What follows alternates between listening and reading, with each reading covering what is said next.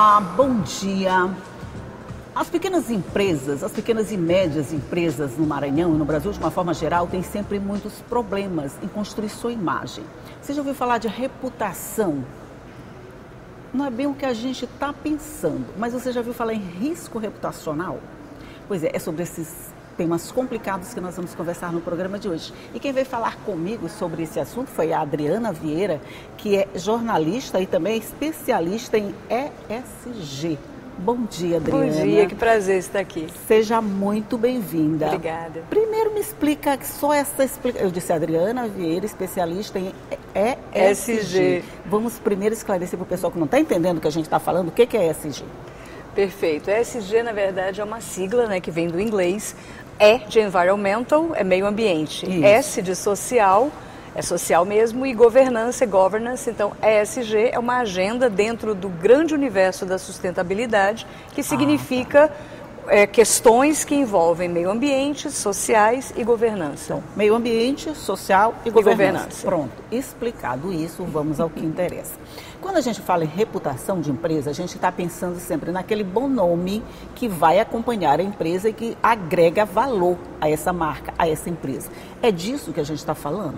Também. Na verdade, reputação hoje é uma agenda de sustentabilidade, porque as empresas precisam observar os riscos que elas correm ao não contemplarem, ao não priorizarem uma agenda de sustentabilidade, aí mais especificamente o ESG que a gente tanto fala. Então, se você parar para pensar, os grandes problemas ou as grandes questões que levam até a ruína uma empresa, e aí independente do porte, elas estão ligadas ou ao meio ambiente, é um risco de meio ambiente, uma poluição, enfim, a gente tem aquele caso de Bhopal na Índia, que foi clássico nos anos 80, né?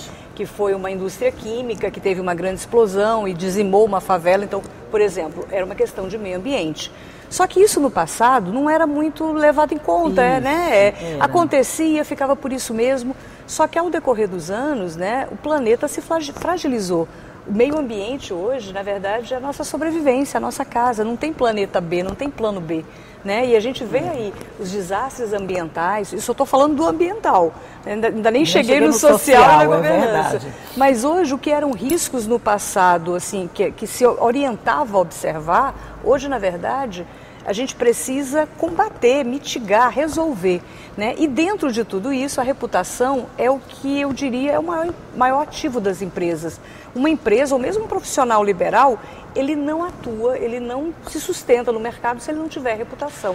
E reputação vai desde o que ele faz também dentro de casa, nessas esferas. Como é que o meu dia a dia empresarial? Eu uso muito copo plástico, por exemplo, e aqui que bom que a gente está com copo de vidro. Copo de vidro, né? Aqui a gente também tem outro programa que é Papel Zero, a gente está olha, sustentável. Já são sustentáveis, que bom. E é exatamente isso, Elda, são pequenas ações, a gente não tem também que entender que todo mundo vai fazer grandes coisas, cada um do seu tamanho, né? Pois é, cada um do seu tamanho. Aí a gente pode pensar, uma empresa de grande porte, ela tem uma estrutura suficiente para bancar grandes projetos ambientais, sociais, essa coisa. E uma empresa pequena, uma microempresa, como é que ela entra nesse processo? Como é que ela se situa? Qual a situação dela? Essa igualmente está convidada a participar, não por uma questão de ideologia, mas por uma questão mesmo de viabilidade empresarial. A pequena empresa, ela fornece, se a gente parar para pensar, para médias e grandes. E nesse jogo da sustentabilidade, as normas estão começando a surgir no Brasil, já existem em outros países normas obrigatórias, onde toda a cadeia de fornecedores ela é auditada. Então, uma grande empresa, por exemplo, que adote as práticas de sustentabilidade e siga à risca a agenda ESG, ela vai também auditar os seus fornecedores e eles têm que igualmente estar em concordância. Mas isso não quer dizer, e você falou muito bem, que uma grande empresa tenha uma mesma agenda, uma mesma ação que uma pequena. A pequena, ela vai, por exemplo, eliminar o papel, ela vai adotar documentos digitais, ela vai eliminar o copo plástico e vai usar garrafas. Que parecem pequenas, mas que são sustentáveis. Eliminar o copo plástico. Já é de grande. O copo que faz parte de todo escritório, de toda empresa, faz parte. Copo e papel. Vamos pegar o copo. Na hora em que ela substitui esse copo, faz aquela campanha, cada um traga o seu copo, ou então cada um utilize um copo o dia inteiro, isso de alguma forma vai ter impacto nesse resultado que vai ser avaliado depois. Com certeza, e ela pode inclusive reportar isso como uma ação concreta, né? Ela eliminou o plástico do escritório. Ótimo, isso tem um impacto, isso é valorizado. Então, na hora dela fornecer, por exemplo, para uma pequena, para uma média ou para uma grande, que audite, na hora que ela reporta isso, né, ela está dentro dessa agenda ESG. Mas cuidado que isso não quer dizer também, né, existe um termo que chama greenwash, que é a lavagem verde, é a maquiagem, né? Muita gente também fazendo uma ação social de doação de cesta básica, que é ótimo, né? Num estado, num país pobre, num estado pobre, a gente precisa, óbvio, mas isso não é agenda ESG. A agenda ESG está ligada aos riscos do negócio. Tem todo um passo a passo que você tem que seguir. Primeiro, é um assunto complicado esse, viu? É um assunto apaixonante, verdade. Mas é complexo. Mas é complexo. Porque se a gente perceber também, esse assunto de meio ambiente, ele, para a empresa, ele vai estar relacionado ao social. Sim. Quando você vê, por exemplo, a questão de Brumadinho, ele foi um problema de meio ambiente, mas ele está afetando o social quando ele atrapalha a vida das pessoas. Sim. E aí não fica pior quando casa essas duas coisas? Quer dizer, pior no sentido de a empresa ter mais responsabilidade?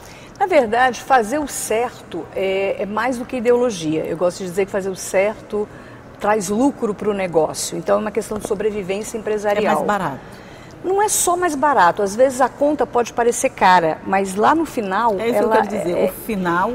ela traz economia, mas mais que isso, ela traz competitividade, ela traz inovação. Vou te dar um exemplo concreto de uma empresa que eu não conheço pessoalmente, mas eu pesquisando, eu descobri e fiquei apaixonada.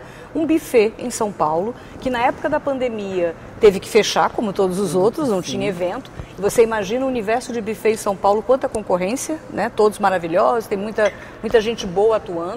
O que aconteceu com o buffet Rojo, acho que é Rojo, é espanhol, desse chefe Rojo?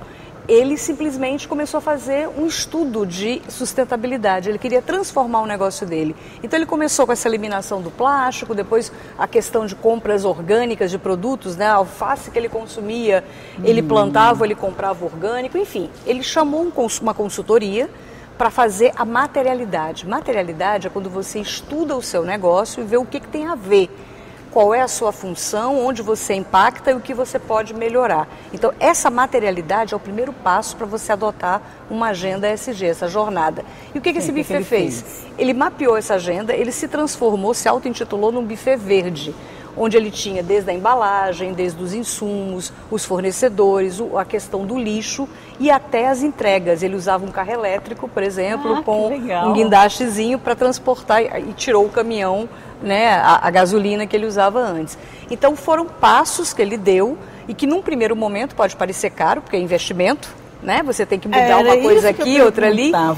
Vai elevar custos e automaticamente esse custo pode ser repassado para o consumidor? Nesse caso, nem tanto. Nesse caso, foi mais do que isso, foi competitividade. Ele ganhou um selo de buffet verde. E ele é o único, até então, onde eu pesquisei, já faz uns 2 anos isso, que ele tinha esse selo em São Paulo.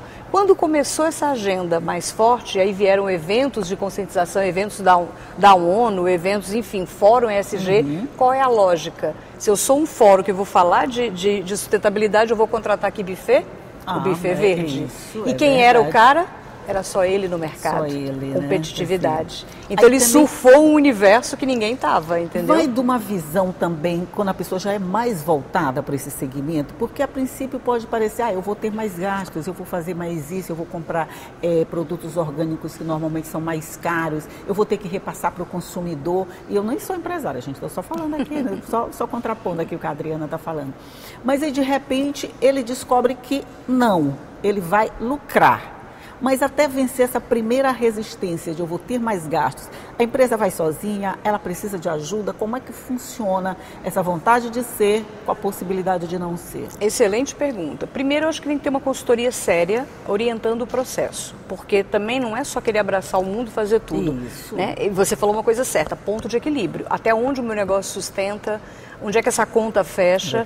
Né? Então, para o pequeno e para o médio, isso importa, e muito. Então, uma consultoria séria, ela vai fazer um estudo de materialidade, quer ver o que é o seu negócio, qual é o seu serviço ou o seu produto, e dentro disso, elencar as prioridades, né? Prioridades, quais são os públicos que você se relaciona e impacta, qual é a sua vizinhança, o seu entorno, para quem você fornece, enfim, com isso definido, que é a materialidade, você passa para as prioridades ESG. Então, dentro dessa agenda do meio ambiente, do social, da governança, você pode, por exemplo, dependendo do negócio, elencar uma prioridade em cada esfera, ou, de repente, não, eu vou primeiro abraçar o social, porque é o que fala mais com o meu negócio. Pegar um desses eixos. Exatamente. E começar a trabalhar nesse, e a partir isso daí... Isso tudo depende da tua materialidade, é isso que vai definir, entendeu? A natureza do teu negócio, o teu impacto no planeta, no mundo e nos seus fornecedores, enfim. Então você trabalha, eu gosto de dizer, trabalha pequeno para virar grande, com certeza, né? Mas vai com consistência, porque senão é o tal do greenwash, é você fazer uma ação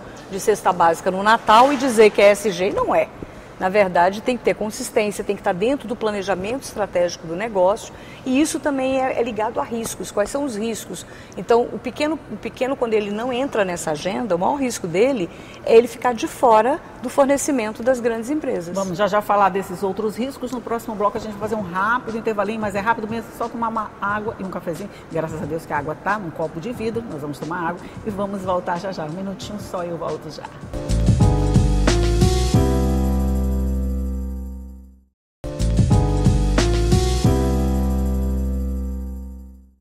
Já estamos de volta conversando aqui com a Adriana Vieira sobre essa nova visão empresarial e os riscos e sucesso que ela pode trazer. E a gente está falando dos riscos. Vamos pegar uma empresa pequena. Vamos pegar aqui o Maranhão. Você é daqui, você parece que é a única especializada nessa área, então tem autoridade para falar. Uma empresa pequena aqui, como ela pode se posicionar dentro desse novo eixo, Adriana? Primeiro, fazendo um estudo da sua materialidade, entendendo qual é o seu negócio. Começa sempre por aí. Sempre por aí. Você tem que contratar uma consultoria especializada e fazer a definição da sua materialidade. O que é materialidade? É você definir quais são os públicos que você se relaciona, quais os impactos que você tem e os riscos do seu negócio. Então, se eu sou uma empresa, por exemplo, altamente poluente, eu tenho uma frota muito grande, isso é um risco para o meu negócio.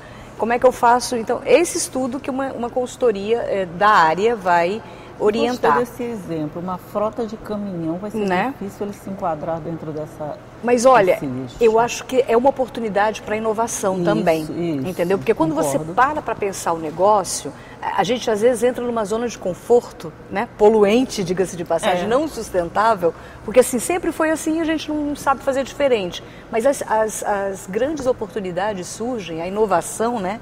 Quando você para repensar o negócio, e o pequeno ele tem uma grande vantagem. Ele pode ser muito mais célere, muito mais rápido nas decisões, porque ele não é uma empresa pequena, se mexe mais rápido, exatamente, né? A tomada de decisão é um a um, é o dono que decide pronto e está feito, né? Então a inovação tem feito grandes moradas nas pequenas e médias empresas, e essa agenda ESG traz esse convite. Na parte social, por exemplo, eu não preciso criar uma fundação, eu não tenho braço para isso, mas eu posso apoiar um projeto social sério que já exista na cidade. Interessante. Agora, para ter o cuidado de não cair nas lavagens, e as lavagens seriam exatamente essas maquiagens, você finge que está fazendo, e isso reputacionalmente é pior do que não fazer. Porque a sociedade, gente, então, né? Não finge que está fazendo, não. Faz direitinho, porque aí a lavagem vai virar uma sujeira só. E é o pior risco reputacional, né? Hoje a sociedade conectada em rede, nós temos quantos fiscais, quantos tribunais, né, atuando na internet. Então não tem mais lugar para você não fazer o correto. Esse seria o risco reputacional, vamos dizer, um dos mais graves. Fazer de conta que está fazendo. Sim, fazer errado, poluir, agredir, impactar pessoas, né? Eu não vou nem falar na parte de governança, que para mim eu acho que ela é muito básica. Mas se a gente parar a pensar, na prática ela não é tão básica assim. Tipo, pagar os impostos, estar com uma empresa, mesmo pequena, toda atualizada, legalizada, né? Ter uma nota fiscal que possa ser emitida, porque o imposto está pago. Isso é o básico do básico, mas isso também está dentro de governança e muita gente não faz. Só que ao não fazer, né, você perde competitividade, porque se você tiver a chance de fornecer para uma grande empresa, você vai ser excluído do processo. Você vai ser excluído. Né? Era só esse braço que eu queria que você falasse antes da gente falar do livro. A governança, então, ela já está dentro do negócio, ela só precisa ser respeitada, vamos dizer assim. Essas normas só precisam ser respeitadas, observadas, para que você tenha esse lucro. Sim. A governança, ela vai desde as questões tributárias, da questão legalizada da empresa, né, respeitar as regras, e vai a cenários maiores dependendo do porte da empresa. Recentemente a gente teve um grande problema de governança no mercado, que foi a fraude da Americanas. Uma fraude contábil imensa, né, que foi uma maquiagem, quer dizer, não é que ela não fosse legalizada, ela era, mas foi mais que isso. Então a governança passa por todos esses eixos, né, desde os direitos trabalhistas, a questão do trabalho análogo, você ter, por exemplo, ainda no Maranhão a gente tem casos, né, de fazendas, por exemplo, que usam práticas, né, de trabalho análogo. Né? Então, assim, respeitar esse cenário é fazer correto, na verdade, né? Mas fazer o certo. Fazer o certo. Aquele basiquinho que todo mundo sabe que tem que fazer, Exato. Mas que às vezes dá um jeitinho de não fazer. É mais ou menos isso. Agora, vamos só dizer que tudo isso aí é resultado de um estudo de vocês, de um grupo, né? Me fala um pouquinho como é que surgiu o livro, porque na verdade a gente está falando aqui, gente, desse livro do qual a Adriana participou, que é resultado de um MBA. Um MBA e que acabou se transformando num trabalho maravilhoso como esse aqui.